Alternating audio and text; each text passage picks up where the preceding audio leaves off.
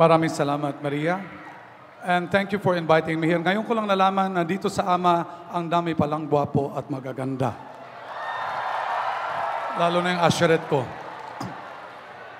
Una sa lahat, let me give you a little bit of background sa sarili ko.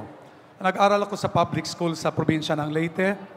Pero sa college, pumasa sa Ateneo de Manila. Naging teacher for 5 years sa Ateneo.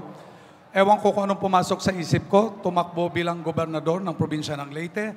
Nanalo sa 2004, 2007, tumakbo ulit, walang kalaban. 2010, wala uling kalaban.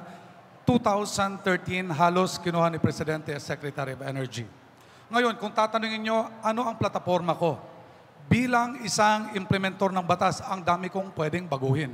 Education for one, health, and many others. Kaya lang, nababahala ako. Bakit? Lahat nakikipaglaban sa education. Lahat nakikipaglaban sa korupsyon. Lahat nakikipaglaban sa health. Pero merong isang importanteng bagay na walang gustong makipaglaban dahil complicated. Ito po ang enerhiya at kuryente. Lahat tayo gusto natin ng libreng edukasyon. Pag uwi mo ng bahay, magbabayad ka pa rin ng kuryente. Gusto natin lahat ipakulong yung magnanakaw sa gobyerno. Pinakulong natin, pag uwi mo sa bahay, magbabayad ka pa rin ng kuryente. Libre ang hospitalization, gumaling ka na, magbabayad ka pa rin ng kuryente. The truth of the matter, ladies and gentlemen, this country cannot move forward kung mahal ang kuryente natin. Pinakamahal sa Asia, reklamo tayo ng reklamo, nakikita nyo ang bill nyo, pero wala naman kayo magawa at bago kayo makapagreklamo, babayaran nyo. Is there a way of reducing the cost of power? There is. However, it involves legislation. Magpalit-palit tayo 10 beses ng Secretary of Energy, walang mangyayari. Bakit? Gumawa tayo ng batas 15 years ago. Mukhang ang kumikita, malalaking kumpanya, pero tayong lahat nagbabayad ng mahal.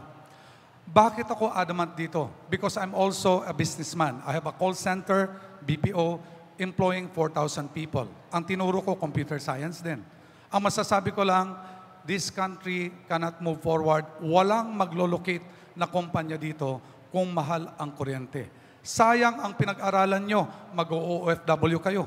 Pwede naman sana tayong maghila ng mga kumpanya galing sa China. Do you know that China right now, lahat ng kumpanya, Amerikano at Hapon, gustong umalis. Saan pupunta? Indonesia at saka Vietnam. Bakit? Mahal ang kuryente dito. We have a good talent. We have future graduates like you. Ang tanong ko, do we have the jobs kung mahal ang kuryente? So ang focus ko, among many others, is kuryente. And kung gusto nyong bumaba ang presyo ng kuryente, mag-usap tayo.